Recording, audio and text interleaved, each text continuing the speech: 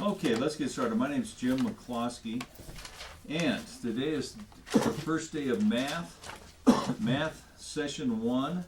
And open up your books and go to that first section. And this should be probably right as you open up your books. And what you're going to have is where it starts out, there are so many square feet in an acre and whatever. And we're going to go through this. Now, this is a brand new layout of different types of information. And to be honest with you, it's the first time I've ever taught it. So, but I really like the way it's laid out. And I want some feedback from you guys about how you think it's going and what's going on with it too. So let's just go down the list here. This is pretty good information. First of all, there are how many square feet in an acre? 43,560. To determine the rectangle's square footage, multiply the length of one side by the length of the other side for a rectangle. And to convert square footage to acreage, divide the number of square feet by 43,560. And to convert acreage to square feet, multiply the number of acres by 43,560. If you are giving the dimensions only, like 300 by 200, the first number is considered to be the front foot. The front foot, the first one. It's not the larger of the two, it's the front one. And then we have an example of problem number 1, which is where? Let's see, guys, I haven't taught this before. Let's see what they're talking about here. Right below Was it right, right below it? Yep. Parcel of land measures 400. Okay, oh, here we go. A parcel of land measures 400 feet by 400 feet, which comes out to 160,000 square feet divided by 43,560. That's 3.6731 acres in that parcel. In example number 2, a parcel of land is 7.5 acres. How many square feet are in the parcel?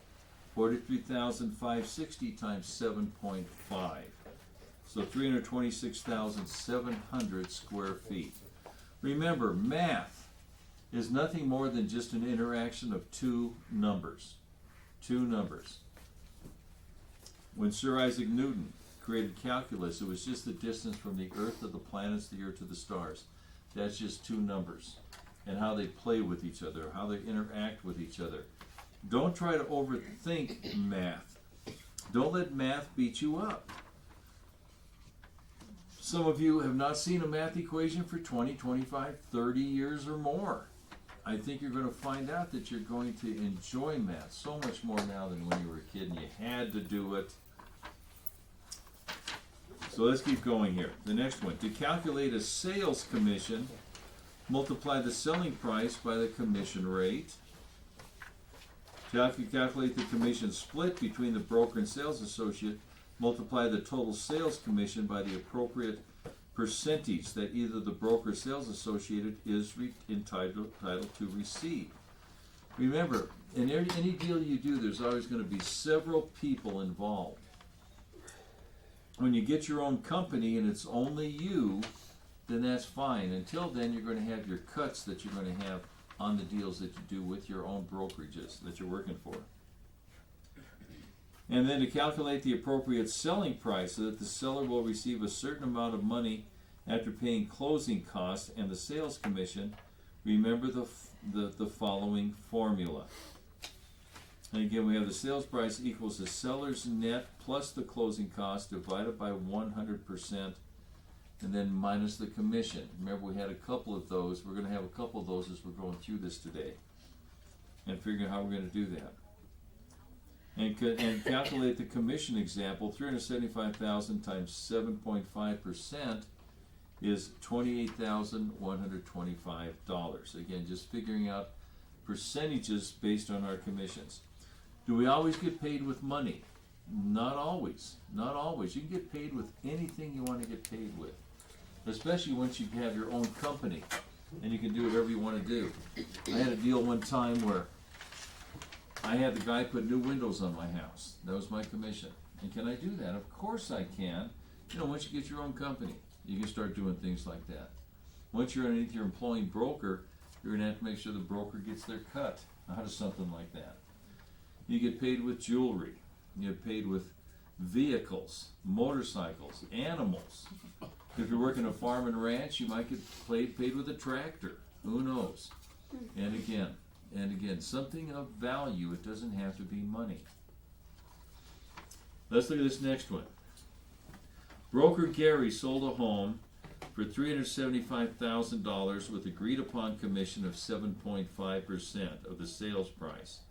How much is the sales commission? So we take 375,000 times 7.5%. The sales commission is $28,125. And then the commission split example right below. Let's look at the next one. Broker Bob has agreed to pay salesperson Raphael 2/3 of all commissions earned as a result of Raphael's efforts. If Raphael sells a property for $600,000 with an agreed commission of 6%, how much is Bob's share of the commission? And it's just 36,000 divided by 3, or again, to get down to the bottom line of this one, you're going to again, right? He gets 2/3 of all commissions earned as a result of his of the broker Raphael's efforts. So 600,000 times 6% is $36,000, and then divided by 3 to be $12,000. Let's go to the next one. Seller's net example. Seller Alexa notifies her broker that she wants to net $100,000 from the sale of her home. The seller's closing costs will be $8,000 and the broker must earn a commission of 10%. How much should the property sell for so that both the seller and the broker receive the amount of the money they want? Let's do this one on the board. And we're going to use... Go back to the previous one for a second? Sure.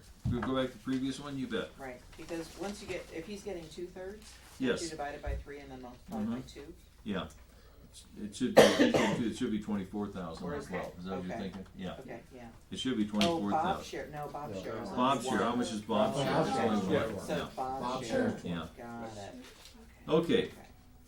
So sellers, It is right, so anyway, so this one here, we have $100,000, and then the expenses over and above that.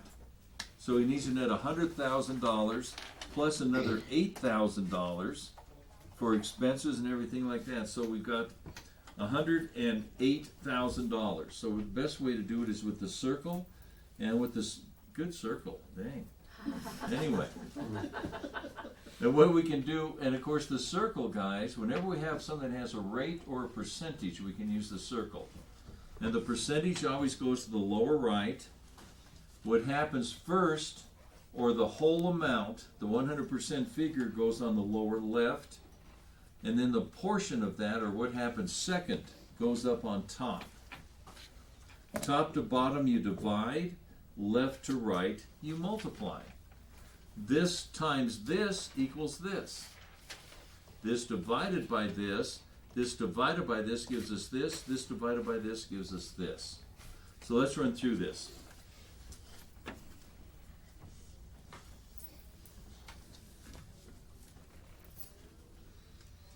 We've got $100,000 plus $8,000, so it's going to be $108,000. And what is that? That's what they have to sell the house for. We don't know how much that is, but we know it's 100% of what he needs, right? This figure is what he sold it for after he paid commission at 10%. I like it. Minus 10%, this figure is going to be 100%. Minus the 10% commission equals 90% of what he's looking for, of what he needs to get out of the house. And of course, the answer is $120,000. $120,000. Steph, we're on page 3 of that, what I laid down there for you. Okay, thanks. And then we have the graduated commission example. It says a broker lists a property for $259,000 and agrees to accept a 5% commission on the first $100,000 of the selling price, 6% of the next $100,000, and 7% of the portion over and above the $200,000. How much is the broker's total commission on the sales price of $135,300?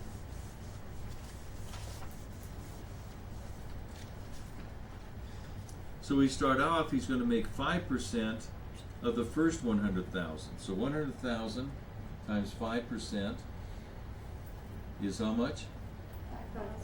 $5,000. And then 6% of the next $100,000. So 100,000 times 6% is 6,000. And 7% of the portion over and above 200,000. And it's selling for $259,000, and so you're looking at 7% of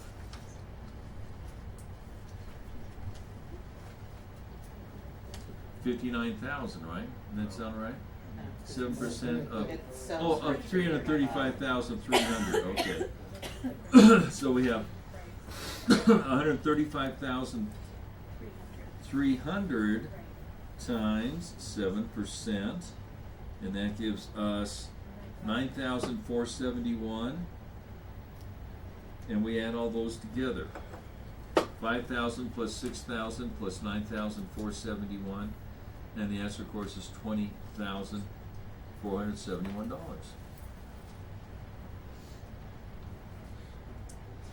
How are we doing on that one? We can, we can make some up too as we're going through this. If this, you're kind of getting baffled by these.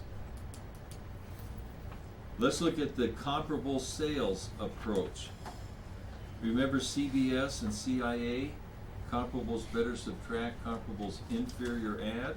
I like that. They've got that on there. I'm the one who invented that. And this is from another source. I like that. Anyway. It says begin with identifying the sales price of the comparable properties, then adjust its value either higher or lower depending on how the comparable properties differ from the subject properties. Remember, comparables have a better issue than the subject does. Comps better subtract, comps inferior add. CIA and CBS. I'm going to keep it right there just as a preview, just as a prelude to when we actually go through appraisal, because we go through appraisal in pretty good detail about what all that is. Let's look at the next one, comparable sales approach example. Comparable one sold for 100, okay, comps better subtract. We're going to do a comp better subtractor. Comp number one sold for 180,000. Comp number one is identical to the subject in all aspects except that comp one has a fireplace and the subject does not. So the comp has a better feature than the subject. Comp better subtract. We subtract out that fireplace and make that comparable as if it doesn't have one, because the subject doesn't have one. We always adjust our comparables. We never adjust our subjects, are the ones we're appraising. We always adjust our comparables that we're comparing to our subject. And if a fireplace is worth 5,000, what is the adjusted value of comparable number one? 180,000 minus 5,000. Like I say, you're going to make that house as if it didn't have a fireplace. And the way to do that, come up with the value of the fireplace and subtract it from that comparable. We never adjust the subject. Let's put that up here. So we have our subject here, right? Subject, comp one over here. It has a fireplace again that they say is worth $5,000. So we subtract $5,000 from comparable number one, and no fireplace, okay? So we take that fireplace away from comparable number one and make it as if it didn't have a fireplace. What if we say that the subject has a deck and the comparable doesn't have a deck, and we think that that deck is worth $4,000? Comps inferior add. CIA, comp has an inferior item, it doesn't have a deck, so we're going to make it as if it had a deck by adding $4,000 to that comparable. So comps inferior add, comps better subtract, CBS and CIA. And we're going to go over this in real good detail when we get to the appraisal part of the course too. Plus, you've got to know how to do this in real life when you're going to go list this property tonight. You've got to get that property listed correctly. How are we doing on this? Who's just really lost? Everybody feel okay? Kind of okay? All right. Like I said, we're going to hit it again several more times in this course. And now the cost depreciation approach. There's 3 approaches to value. When we get to appraisal, we'll talk about that. And determining the value of a property using the cost depreciation approach is a 2-step process as follows. You have your reproduction cost. It's how much it would cost to reproduce this house, not replace it, reproduce it. The same windows, same sinks, same doorknobs, everything. Exact reproduction of this property. And we do this in the cost approach. There's 3 approaches to value. Who took appraisal? What are the 3 approaches? Anybody take appraisal? Some of you took appraisal. You guys are okay. Come on now. Income approach.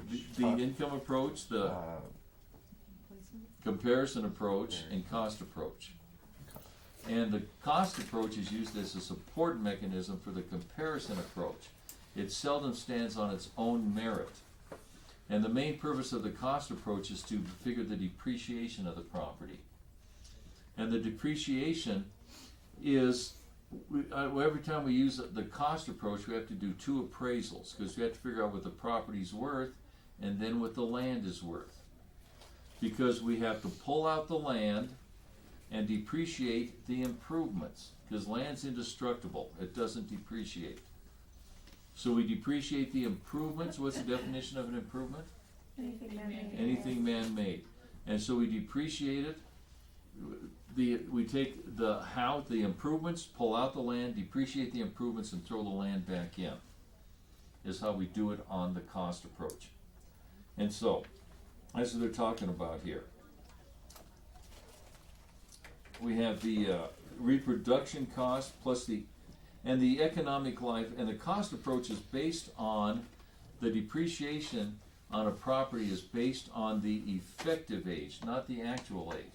Don't have to write this down, but we have something called the economic life of a property.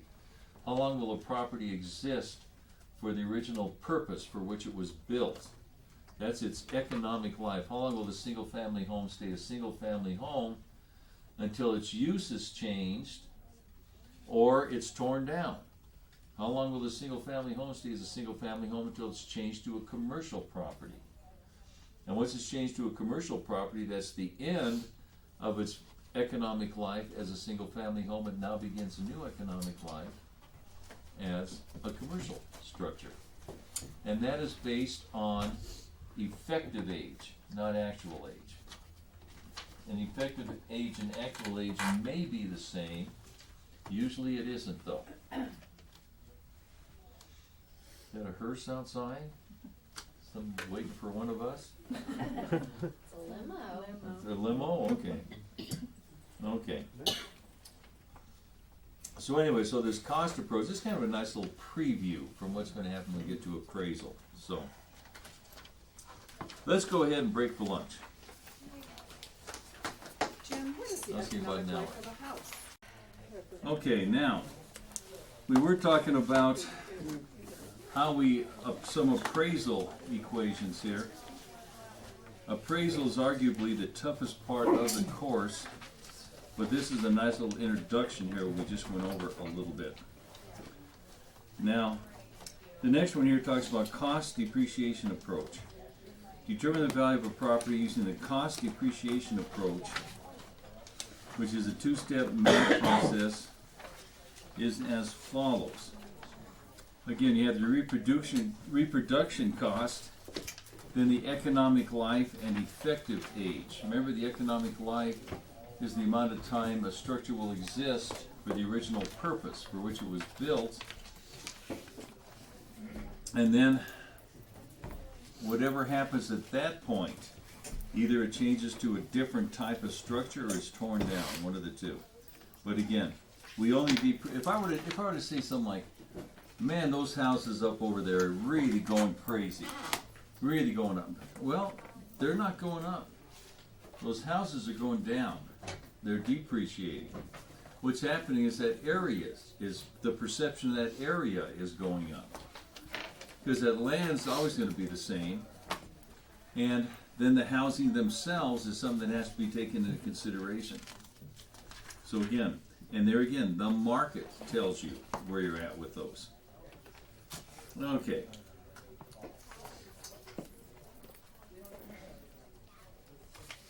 Let's see, that was page 4. Let's go to page 5. Like I said, I've never taught this before, guys, so we're all pioneers right now. I'm feeling our way through this. And if we go to page 5, we have the cost depreciation approach example. And again, this is depreciation of a property. And every appraiser, there's a question on the state exam that says the main difference between a BPO and an appraisal. What's a BPO? Broker price. Broker price opinion. Broker price opinion. And a bank will order those. A bank will order those once they get a property into their inventory, and then they'll go ahead and usually call a broker out to do a broker price opinion, just to get it on the market at the right value.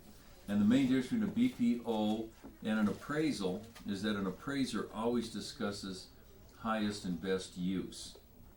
That's going to be on the state exam. So make sure, and when we get to that part of the course, we'll talk about that too. Several times. Okay. Now it says here that if a building is valued at $300,000, it has an economic life of 20 years and an effective age of 4 years. What is the value of the property if the lot is worth $40,000?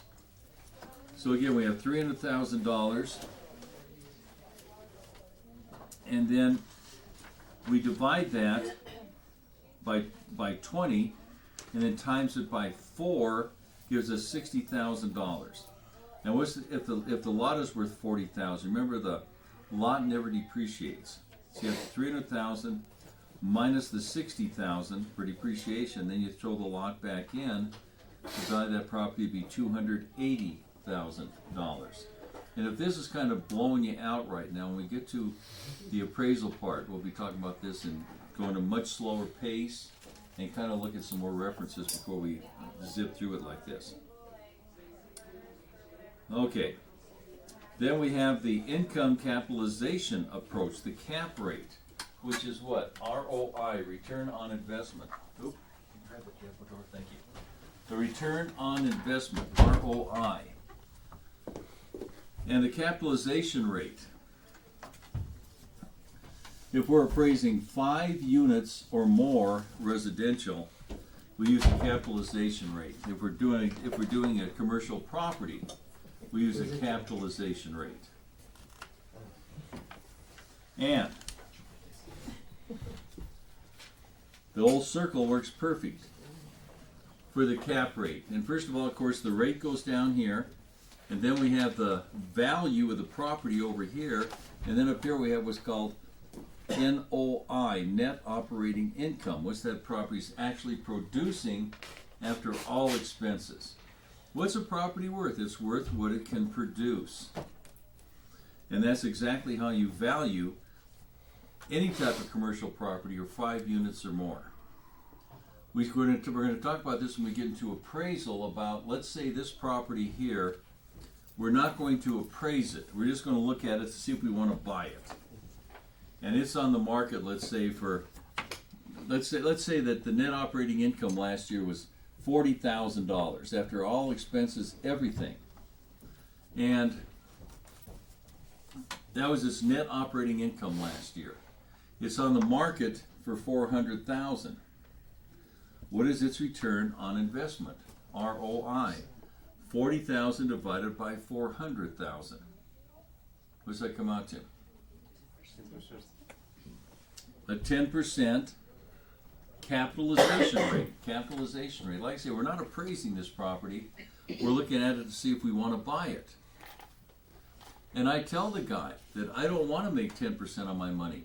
I want to make 15% on my money. This can't change. That's historic. That's what it did last year.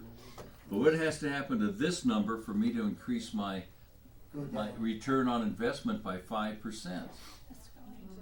We've got to adjust what he's asking for it. 40,000 divided by 15%. What am I going to offer this guy on this property? 267. How much? 267. 267,000 thereabouts. Okay. And this guy just goes berserk. He says, "Man, you're really trying to screw me around here. You shouldn't make 10% or 15%. You should only make 7% on your investment. 40,000 divided by 7%. What's that come to?" 570. Yeah, 570. 570? 571. 428. 428. You can see that it doesn't take much of a change in the cap rate to greatly influence the values of the properties. And what does this also tell us? That values go opposite the capitalization rate. When values are going up, I'm paying more for the property, so my return on my investment is going down. When values are going down, I'm paying less for the property and my return goes up. So value always goes opposite capitalization rate. So,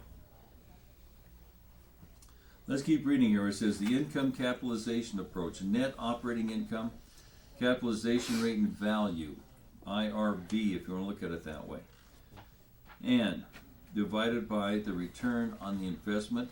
When you know the value of two of the letters, you can determine the value of the third letter by properly dividing or multiplying.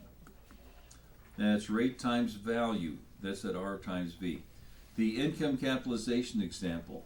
If net operating income is 40,000 and the cap rate is 10%, what's the value of the property? Just coincidentally, I didn't know that was in here. I really didn't. So there it is. 40,000 divided by 10%, $400,000. Again, the return on investment. Now, let's spend a minute or two on that, because you guys, as you're in your careers, you're going to be working with other businesses. First of all, you'll be working with your own business to begin with. You're self-employed as a real estate broker, and you want to be self-employed. You don't want anybody telling you when to come into work, what to wear. This is your own business when you're doing this. And so, again, when you're working with this, you're going to have to probably open up other different businesses. There's going to be probably several corporations you're going to be working. Who wanted to go and pull up a corporation this afternoon? Didn't somebody in here want to pull one up? Start a corporation? Oh, that's right. Do you want to do that after today? I'm gonna do it, yeah, at some point here in the future, but not really. You want to do it today? We can do it some other time. You want to? Like I say, if you wanted to. Anybody else want to look over our shoulder when we do it? It's a very easy thing to do, and you're going to have your corporations. Now, so I'm looking at this property to buy it, and they're asking $400,000 for it. And my return is going to be 10% if I pay cash for this building, and I don't make any more money on it now than I did last year, and my return on my investment is going to be 10%. But how does it work in real life? Inevitably, the seller's going to carry back a bunch of this. And I'm probably going to be into this property, a $400,000 property, for probably $20,000, if that. If that. I'm not paying, and so what's my return now if I have $20,000 invested? 200%. 200% return. And there again, what's that word? That's using other people's money. Leverage. Leverage, yeah. Kinda cool how that works, isn't it? And again, you're going to probably have several corporations as you're going through your career. Let's go to the next page. How about the gross rent multiplier? Gross rent multiplier is when we're appraising 4 units or less that are residential. And the gross rent multiplier is an easy calculation to determine the value of the property if the monthly rent is the same each month. And the formula is value over return, or rent times the multiplier, gross rent multiplier. In reading here again, if you know the value of 2 of the letters, you can determine the value of the 3rd letter by properly dividing or multiplying. Now, a gross rent multiplier, again, I'm appraising 4 units or less on a gross rent multiplier. Why is it called a gross rent multiplier? I find the gross rent, and that will tell me what the multiplier is for that property. It's called a gross rent multiplier because I'll take that gross rent multiplier, multiply it by the gross rent, and it gives me my value. Gross rent multiplier. Almost too much of an easy no-brainer. So I'm going over, and I don't use the circle for this. What I do is I get an appraisal order on this property, let's say, and all they tell me is the address of the property and how much rent it's producing a month. Say $2,500, and that's all I have is the address and what it's producing per month. Can I do an appraisal on that? Of course I can. Because again, this is an income property, and what's an income property worth? It's worth what it can produce. And so what I'll do is take this $2,500 with the address and look in that area there, and I might find one property that's got $2,800 a month in income, and let's say it sold for $350,000. $350,000. So we take the sales price divided by the monthly rent. What's that come to? 350,000 divided by 2,800. 125. That is the gross rent multiplier for that property. I take this times the gross rent, and that gives me my value. I have another one here that sold for, let's say, $325,000. Let's say $325,000. Okay, and let's say it produced $2,000 a month in rent. $325,000 divided by 2,000. What's that come to? 162.5. Point what? 162.5. 162.5. Okay. Anyway, so you can see what happens here. And what I do is I get as many gross rent multipliers as I can for that area, multiply it by the income for my individual property, and that'll tell me what the value of that property is. If I'm appraising 4 units or less, I can use a gross rent multiplier for that.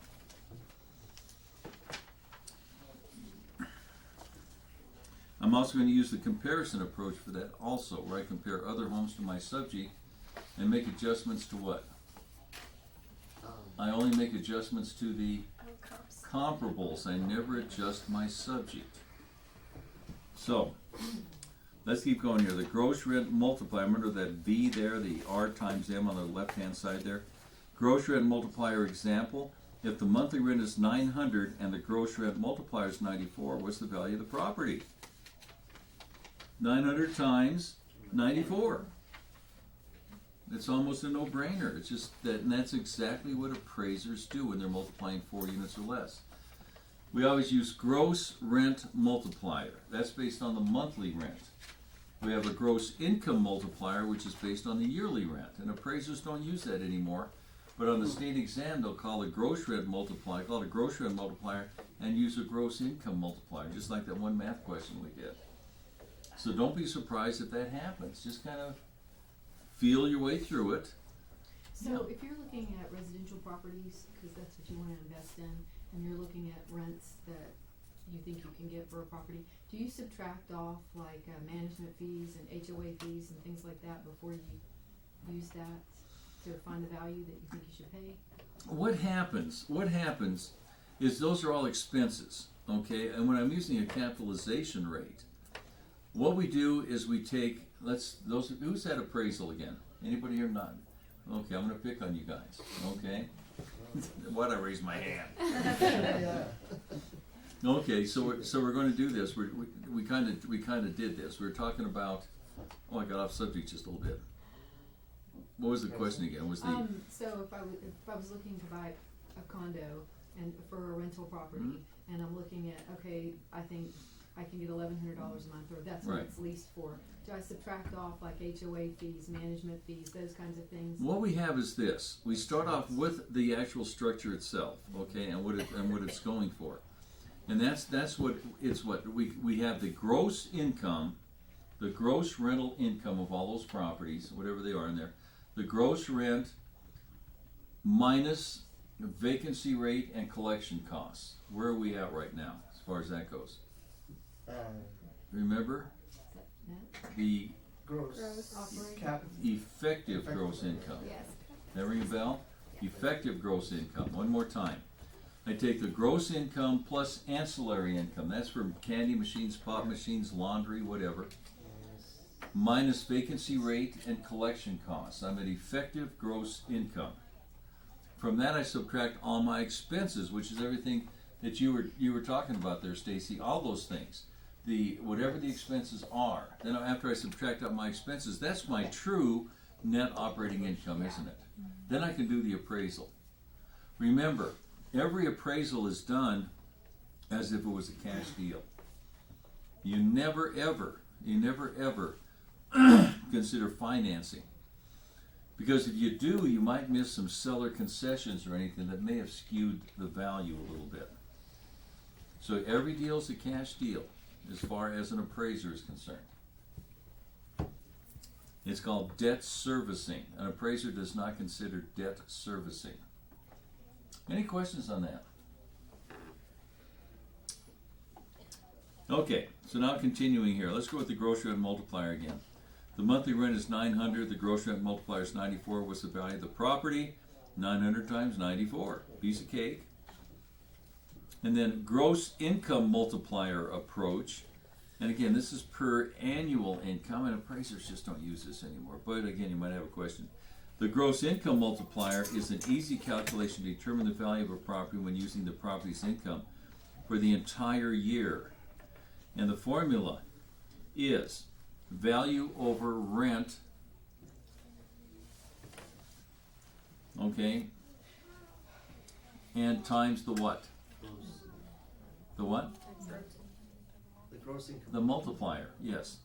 And if you know the value of two of the letters, you can determine the value of the third by properly dividing or multiplying. So that's the gross income multiplier is income per year, then the gross rent multiplier is income per month.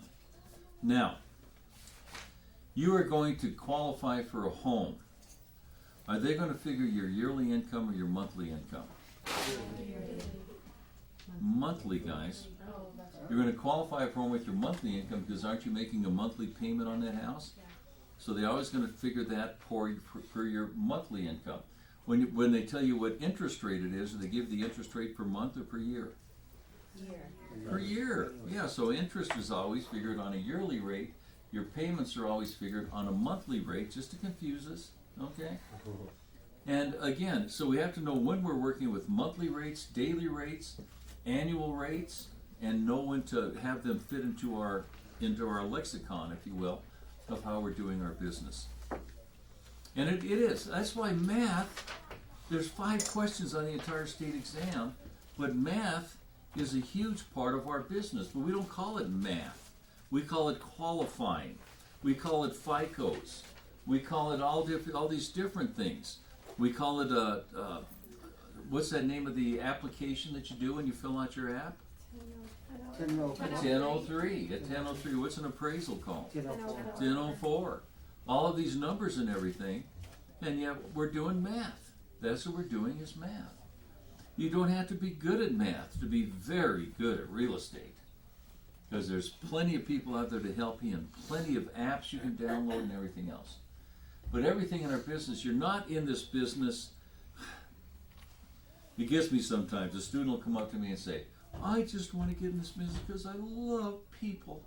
I just want to make people happy by getting them into houses. I go, really? Well, you're going to hate people another year, I guarantee you, with that attitude. Because people, when you're dealing with their money, guys, it's very, very personal. And you have got to know your stuff when you're out there. And you will. You will. You know, like I tell you guys, if your main goal was just to pass a state exam, you probably came to the wrong school. I don't teach to the exam. I'm trying to give you as many practical ideas and examples out there so when you get out there you can hit the ground running. You don't want to waste 5, 6, 7, 10 years trying to pick up things that I'm telling you here in class. So again, it just makes it shortcuts whenever you can. Everybody likes shortcuts. And you better keep looking for shortcuts. Nobody wants to take the long way. You want to look for shortcuts as long as the results are the same. That's why we spend an entire day on appraisal in this course, an entire day on lending. Reality, we're only supposed to spend maybe a couple hours on appraisal, a couple hours on lending. Oh, no way. When you come out of here, you've got to know the language. When you're talking to a lender and he throws something at you, you got to be able to nail it and what he's asking you for. Because every lender, every underwriter, everybody you guys talk to as a real estate broker, they'll be talking down to you to this low level down here because they think you're one of the know-nothing brokers out there. Now, when you call them up and say, remember the Joneses who you gave, I sent you down there last month before I started showing them houses to get a pre-qual. Yeah, pre-qualification letter, pre-qual letter. Well, they're ready to come in and fill out their 1003.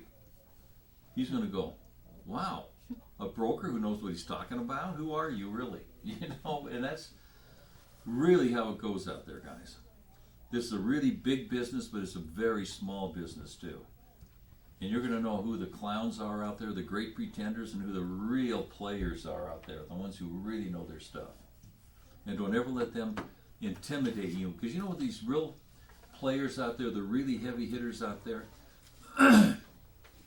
they are always, virtually everyone I've ever met is always looking out for other people and making sure that they are as honest as they can possibly be, that their people underneath them are trained as well as they can possibly be trained, and they're a delight to work with. They're not like, oh, they're so good, how can I compete with them? No. That's not the attitude you should have. Feed off of them. Feed off of them. You meet an appraiser at the house. Walk through the house with the appraiser. Think you might learn something? How about an inspector? The Real Estate Commission says never walk through a house with an inspector. I don't agree. If you see me on tape, I do agree on tape, okay?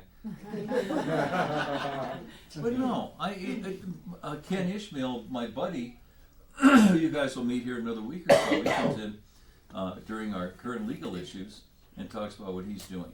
He spends 4 hours in the house. I'm not with Ken for 4 hours. You kidding me? But I'm with him for half an hour, 45 minutes. You betcha. There's always new things to learn. Always new things to learn. Why does the real estate commission say never do that? Why does the Real Estate Commission say never go around with an inspector? Because they say there's more liability issues the more you know about that house. But if there's something that comes up or flagged, it's got to be disclosed anyway. So you're saying just do it because you'll learn more about it. Exactly.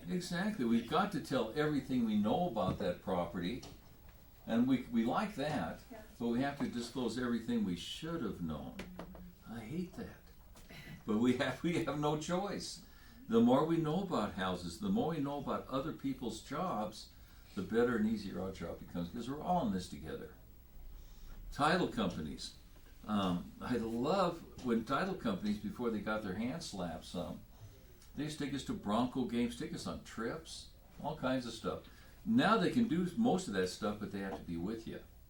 But again, talking to a title company, have them prepare the titles and look over their shoulders when they're pulling title information. When you're sitting there getting ready to go into your closing, always, guys, and do this, do yourself a favor. when you get into the closing room, always get there early. I'm always trying to be the first one. Every meeting I'm at, I always try to be the first one there. I can control things when I'm the first one there. And before closing, go in the back room where that lady is putting it together. It's always a lady. I've had 3 guys in all the closings I've had. And introduce yourself.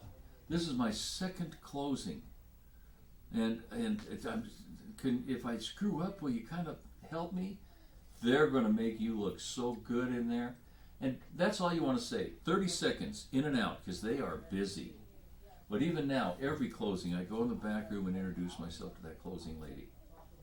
And just tell them, I don't even know who they are most of the time. And I'll say, oh, we've got you today.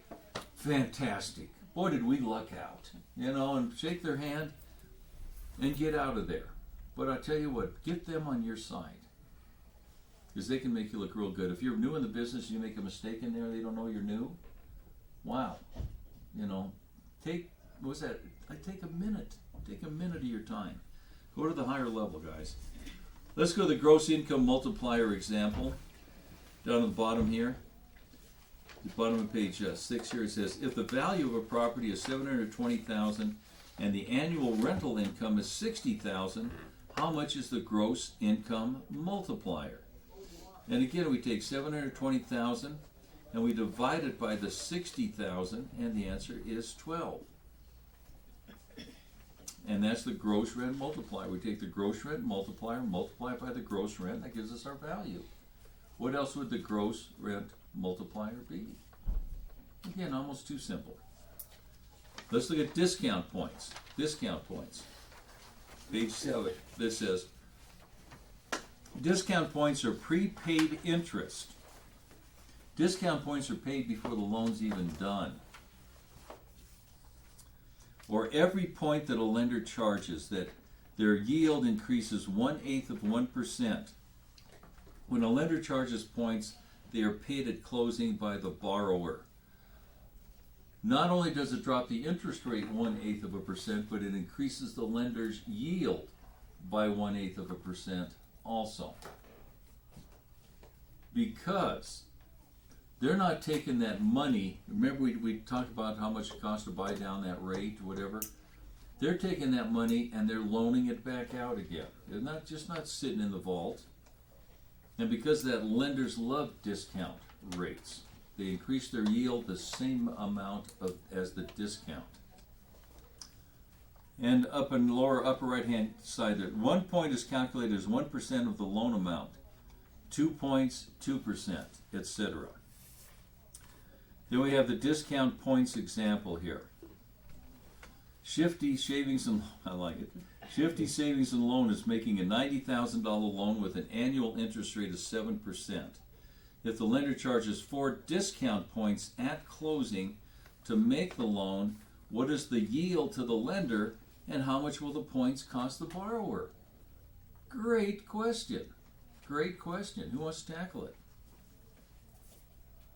It wasn't that great, I guess.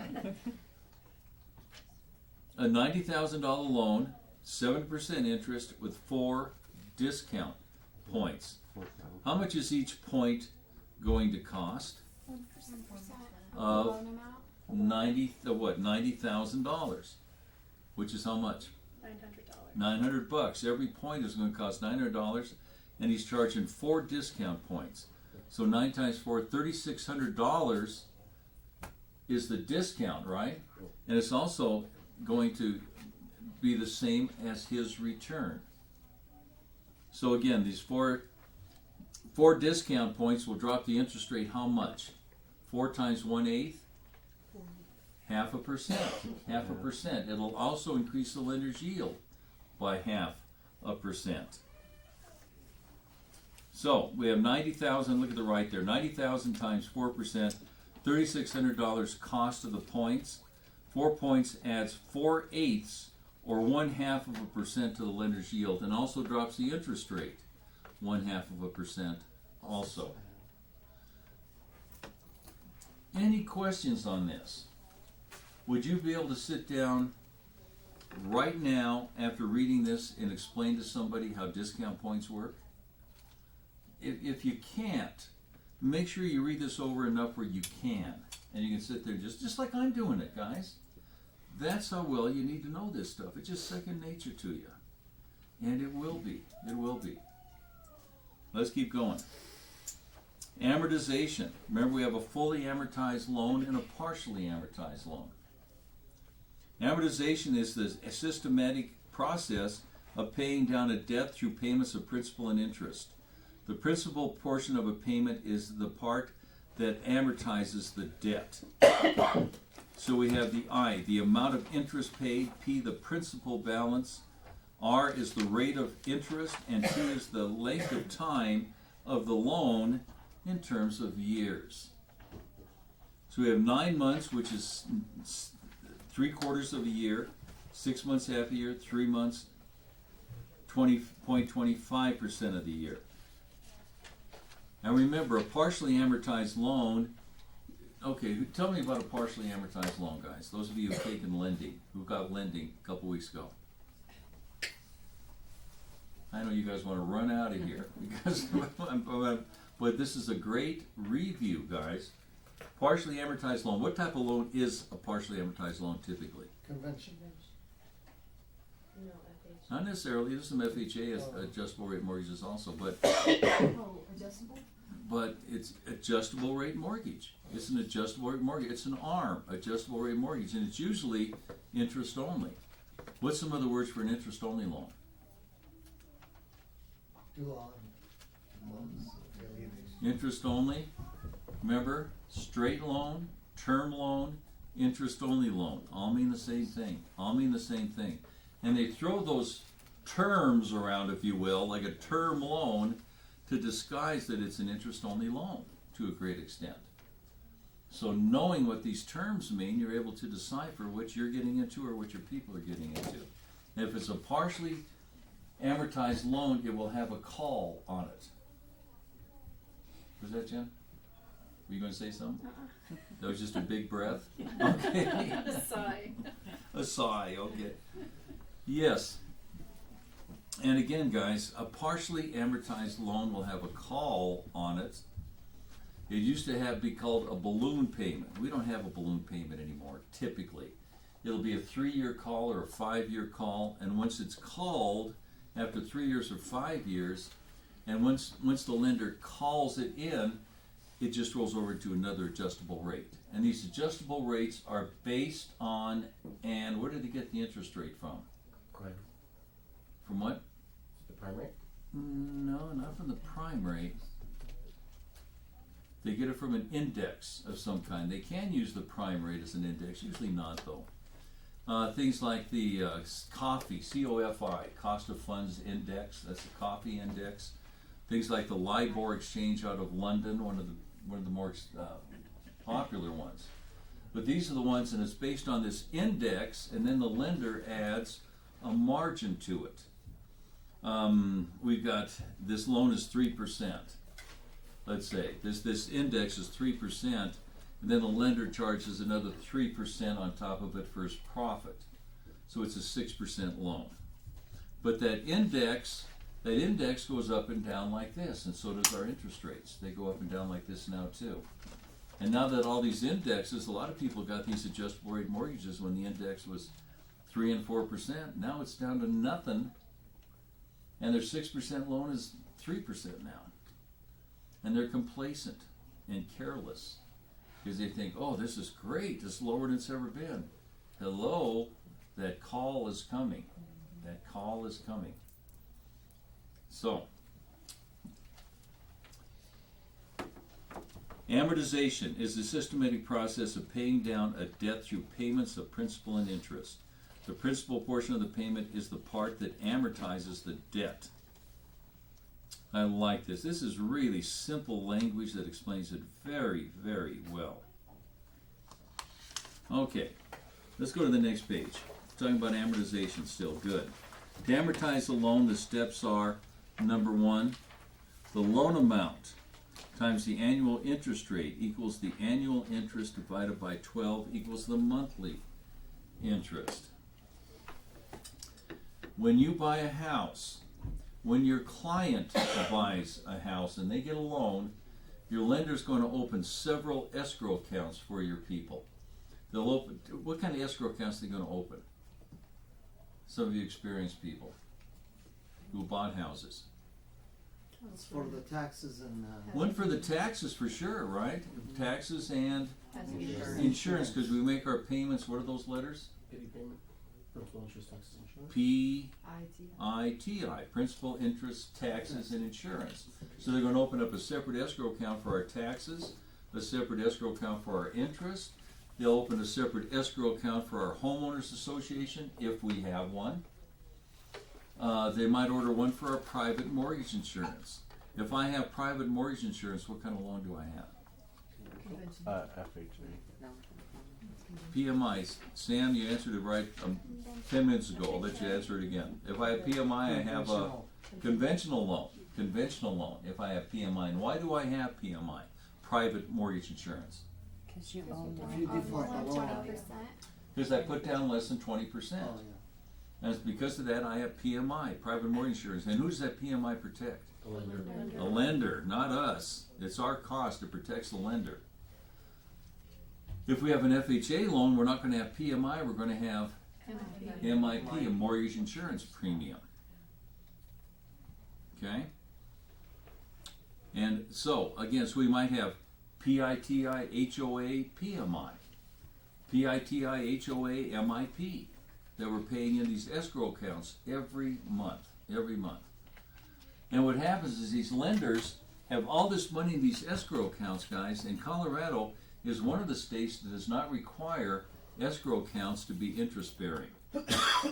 So these banks can have these jillions of dollars in there and never pay a dime in interest on them. Heck of a deal. Some states they have to pay interest, but not in Colorado. But really, they do such a good service for us. It's cheap money to get that in there and get that rolling along. It helps us sleep at night, on and on and on, because it is something we don't have to mess with as a client. Can you imagine everybody you sold, if you had to open up a separate escrow account for each one of them, for everything that they need, life wouldn't be worth living. It'd be a heck of a mess. Heck of a mess. Okay. Where the heck are we? Are we on page 8, I believe, aren't we? Okay. Remember, I'm not the only one dealing with my senility. You guys are too. We're all in this together, right? So again, to amortize a loan, the steps are, top of the page, loan amount times the annual interest rate equals the annual interest divided by 12. We're going to go buy this house today, and we're going to pay $500,000 for it. And the interest rate, let's say, is 4%. Okay, so 4% interest rate. That's how much interest per year? $20,000 per year interest, right? That's per year interest. How much interest is that per month? And why do we have to know this? What's that come to? 5,000? No. 16666. Yeah. 16666. Okay. Okay. Which means what? So $1,600 Yeah. dollars a month. And so what the lender will do is you give 3 months, this times 3, and they're going to put it into a tax escrow account. And then they're going to take 3 months worth of insurance and put that into a separate escrow account too. And that's how they figure it, 3 months worth, because the interest per year, they have to break it down per month and decide how many months they're going to keep it into an escrow account. Everybody understand how this works? Would you be able to explain this to your people, how they're going to be doing this? And they use 3 months because we're going to find out over the next couple days. None of you have had this. I think Steve may have. Have you set through closings yet? Mm-hmm. Yeah, okay, you're going to come tomorrow? Or? Mm-hmm. Oh yeah? Okay, good. But you're going to find out tomorrow at the closing, as we're going to go through this, that on the, shall I throw it at you, why there's only 3 months worth of taxes, or am I picking on you? You want to try it? Am I picking you? I'll take it. We're going to find out that on May 20th of every year, every amount that's in any escrow account for taxes over 3 months' worth has to be returned to the borrower by May 30th. So by May 20th, any amount over again, 1/3 or 1/12. Any amount over 3 months' worth, 3/12 has to be returned to the borrower by May 30th. And that's only for taxes. But it makes it simple. Just say, well, if taxes are that way, let's make insurance that way too, and any other stuff we have going on, we'll make it the same way also. So you just have a 3-month escrow on this, typically. And, continuing here, mortgage payments, principal, and interest. Monthly interest equals the principal portion. 3, principal balance of loan minus principal portion of payment equals the new loan balance. How else can we, what is that? What is the difference between what you owe on a home and what it's worth? What's that called? Equity, good. What's the difference between, if I were to say, between the name of the loan in relationship to the value of your home? What's that called? Loan to value? Loan to value. Yeah, loan to value. And we're talking about the same thing though, aren't we? Leverage other people's money. We've got this circle, guys, that all joins together. All joins together. And the longer you're in this class, all of a sudden these circles start connecting. And that's when you start getting excited. You are getting this thing. It is coming together. And it will. It will. Let's keep going. Number 4, repeat the same steps for the next payment amortization. Here's an amortization example. An $80,000 loan for 30 years at an annual interest rate of 8% with monthly principal and interest payments of $587.01. We have 80,000 times 0.08, it could have been 8% too, right? Equals $6,400 annual interest divided by 12. The monthly interest $533.33. $587.01. What's P&I mean? Principal and interest minus $533.33 for in interest gives us our principal. $53.68 is going toward our principal. We know how much is going through our interest and how much is going through our principal. And, no, not much, not much. You know, we have a 30-year loan, which means that after 15 years, we paid off half of it, right? Not No even way. close. 23 and a half years before we pay off half of a 30-year loan. Isn't that something? Isn't that amazing how that works? What man does that speed up the last? Pardon me? What man does the last 8 years speed up? Oh man, yeah. You know, and a 15-year loan would be wonderful. You're long gone out of that house by the time that hits. But the problem with a 15-year loan is it's hundreds of dollars more than a 30-year loan. Back in the good old days, back in the Wild West days before 2008, what was real popular was something called an option arm. And what happened in this option arm, it was, in fact, there's a lot of mortgage brokers who still have an option arm, because if you understand an option arm, it's not a bad product at all. Because on any given month, there's a minimum you have to make, which is just interest only, because I'm a couple dollars short this month. Maybe I'll make more next month, but I can pay as much every month as I want to, or as little every month as I want to, but there's always a minimum I have to make every month. And it's a wonderful program. But what happened is that people were saying, well, the broker told us we don't even have to make payments at all. No, that's not what the mortgage broker told you that, told that to you. And there's no way he would have told you that. The next home I get, I've always gotten 15-year loans on my properties. From now on, I'm going to get a 30. Because that is an option arm, for all intents and purposes. If I want to put in the same as if it were a 15-year loan that month, I can. Mm-hmm. But if I'm behind the 8 ball that month, I can just pay the minimum as if it were a 30-year loan. So it's up to you guys what you want to do. But like I say, next home I buy is probably going to be a 30-year loan, more than likely. I like having that flexibility out there. And the difference in interest rate's 0.5%, if that. Okay. let's go down to state taxes. Good old taxes. Here we go.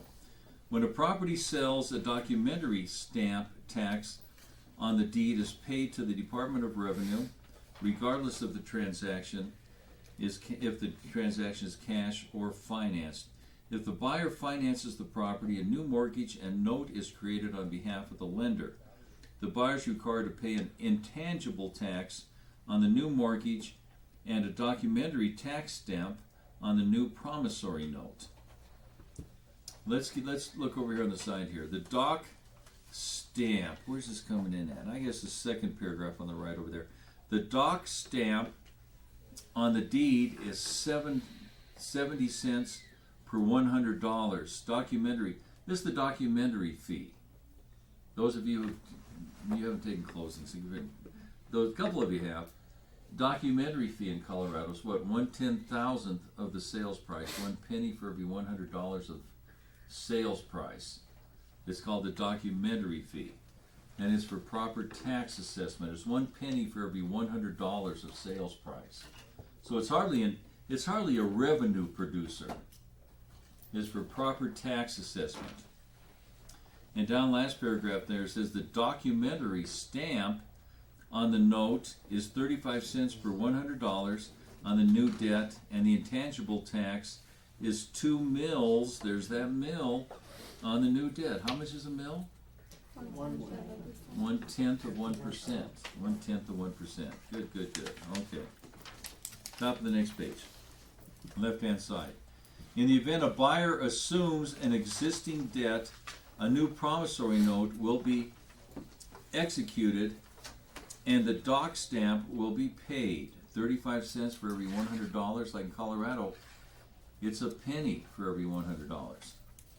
And no intangible tax is levied on assumed loans. State tax is an example. We've got 159,000 divided by 100 equals 1590.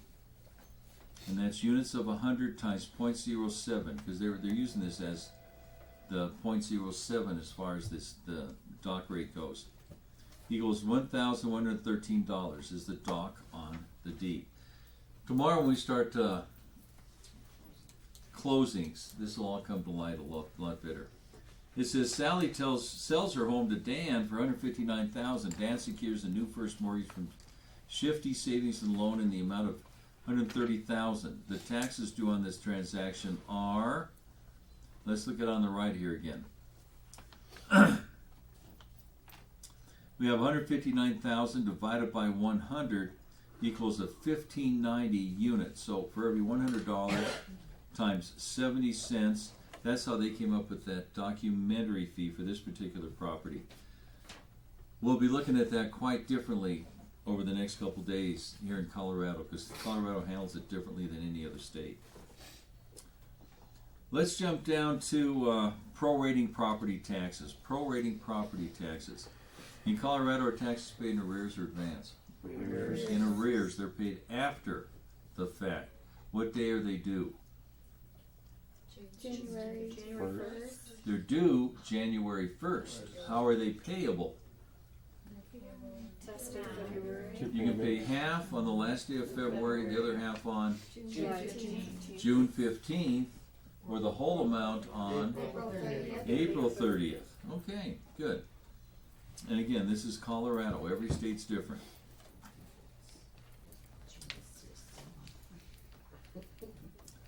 And again, it talks about this, where at closing, the seller's share of the annual taxes from January 1st to the day of closing must be calculated with the seller giving this amount to the buyer. Because if it's January 1st, that buyer's going to hold the whole year's worth of taxes, so we have to take the seller's share for the time he's been in the house from January 1st until today away from him and give it to the buyer, because if we don't do it today at closing, we're never going to be able to get it. So you debit the buyer. We're going to debit the seller, credit the buyer. We're going to give it to the buyer, and it goes in that escrow account that the lender opened up. And prorating property tax examples. We'll take a look at this tomorrow. And calculate the number of days between January 1st and March 14th. We're not going to do that today, guys. You'll have enough of this grief coming at you over the next couple days, so let's hold up on that. Look on the next part, prorating rent. Just a little preview. Just a little preview what's coming at you. I'm on page 10.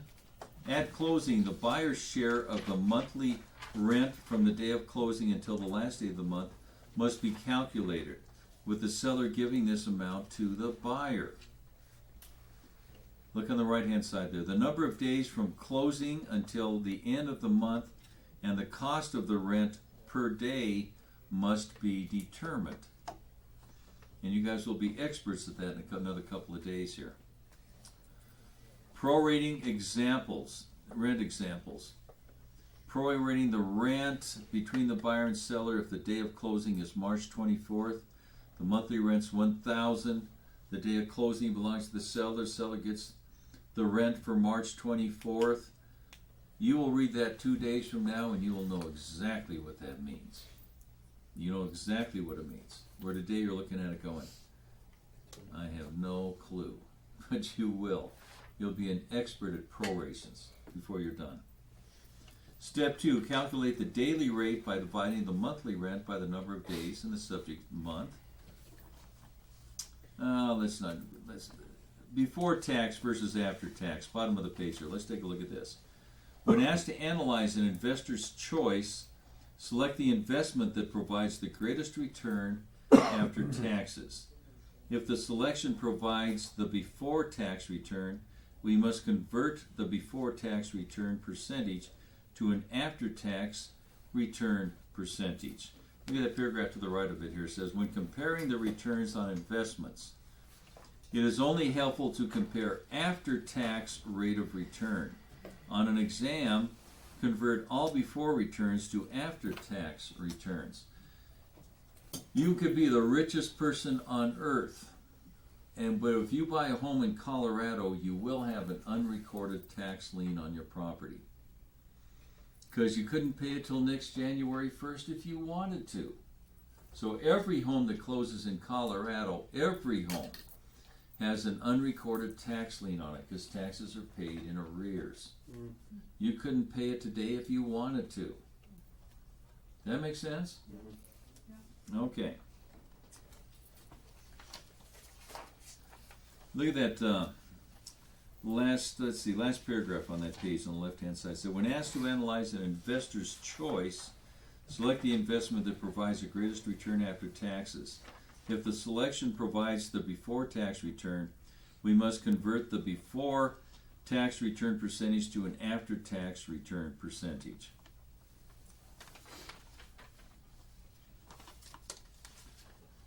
Going to the right of it there says multiply the daily rental rate.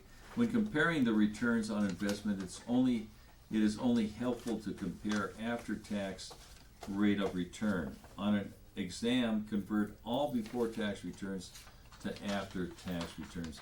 Don't worry about that right now. Don't have to worry about that. Let's go to the next one.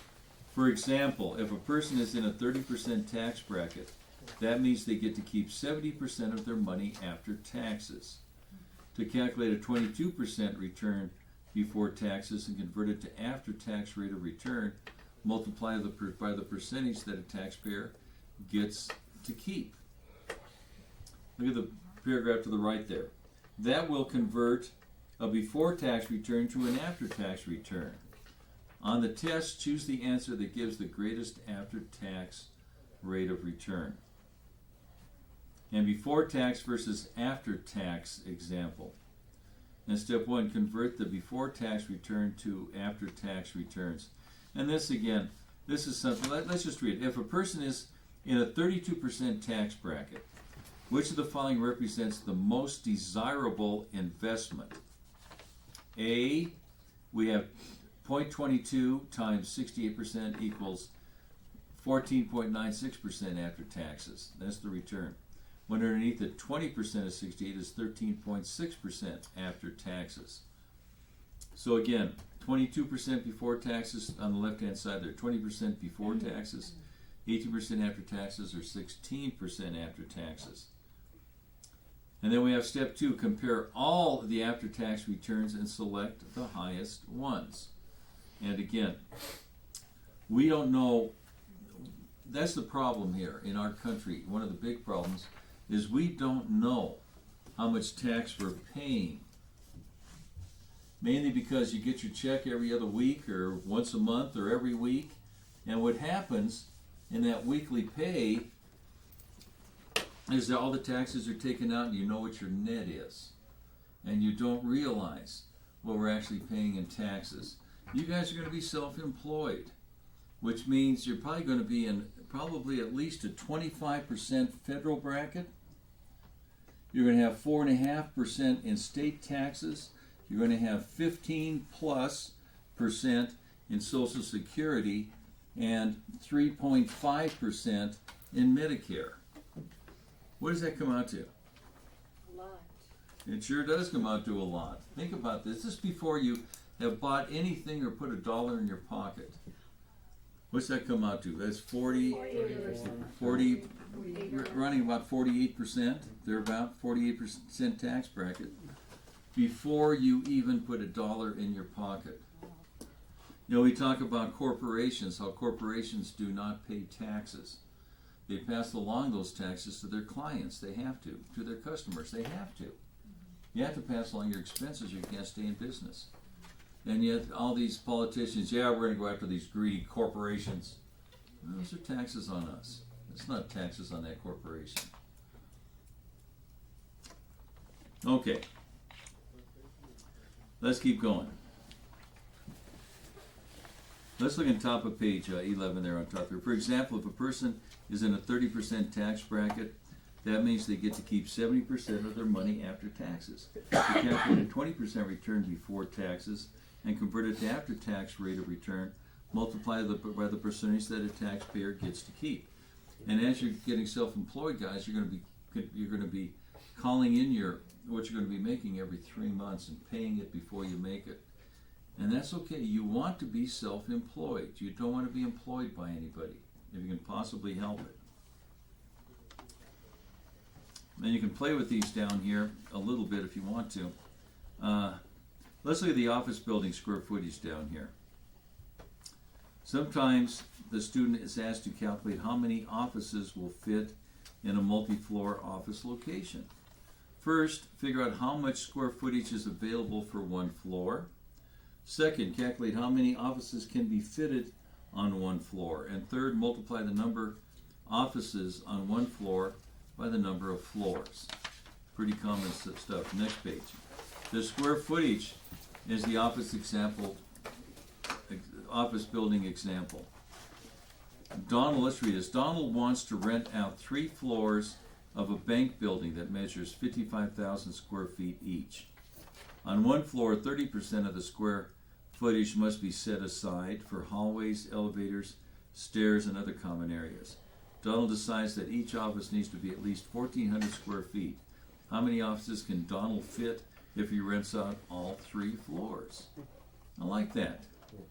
Determine how much square footage is available for offices on one floor. In this case, it would be 55,000 times 70% or 38,500 square feet. Divide the number of available square footage by the size of each office. 38,500 divided by 1,400. 27.5 offices. Never round up at this stage. Always round down or just keep it the same. Therefore, there are 27 offices on the floor. And multiply the number of offices by the number of floors to be rented. Okay, now, who in here prides themselves as being pretty good in math? Nobody? Marilyn, I'm going to pick on you. I'm not good. You're not good? I hate math. I do not like math. Okay. What if I were to ask you this? What is 35 times 35? It's 1,225. What's 45 times 45? It's 2,025. What's 55 times 55? That's 3,025. What's 75 times 75? That's 5,825. How'd I do that? Memorize it? No.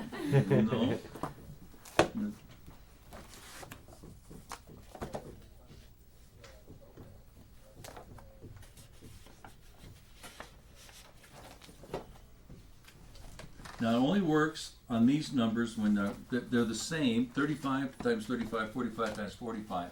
What happens, it's always 25 on the right, and 2 times this number plus 1. 2 times 3, 625. How much is 25 times 25? 625. 25, 3 times 4 is 1225. What do you think? Pretty cool? How about this one? 4 times 5 is 20, 2025.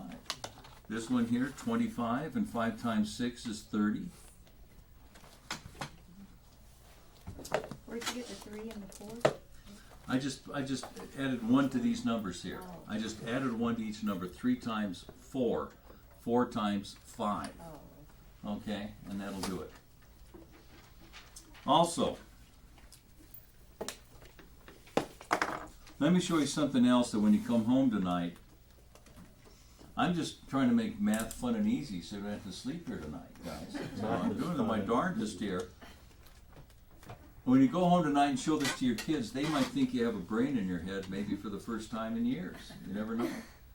But hold out your fingers like this, straight in front of you like this, and start with the little finger on your right hand. You go 1, 2, 3, 4, 5 is your thumb. Your thumb's 6 on your left hand. 6, 7, 8, 9, 10. And what we're going to do is multiply by 9s. What is 3 times 9? 1, 2, 3. Drop that finger.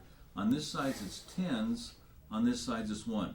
What's 3 times 9? 27. What's 5 times 9? 1, 2, 3, 4, 5. Drop that down. 45. Isn't that cool? How about 7 times 9? 1, 2, 3, 4, 5, 6, 7. 63. 63. So when you get home tonight, like you say, your kids will be just so impressed. Now,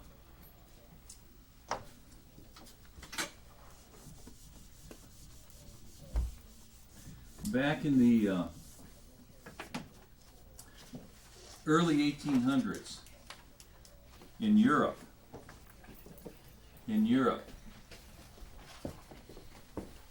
time for a break? It must be, huh? It's lunch. Lunch? Yeah, it must be. Lunch catching up. Well, what happens that in Europe, they invented this sport. And actually, they invented it in Scotland. And it was called gentlemen only, ladies forbidden. Isn't that something? Yeah, true story. Okay, has math made fun and easy yet? Yes. Yeah. Okay, good. See, it worked. It worked. Okay, let's call it a day on this. And now tomorrow is closings. Okay, this is the only time I'm going to say this. Try to be on time tomorrow. Okay, if you're going to be late, please call me. Call me. There's my number right up there. 303-913-1984. Call me and tell me you're going to be a little late, and I'll slow it down or wait for you. If you show up 15 minutes late tomorrow, you're going to be lost for 3 days. Okay, so make sure you're on time. Now let's go ahead and call it a day today, guys.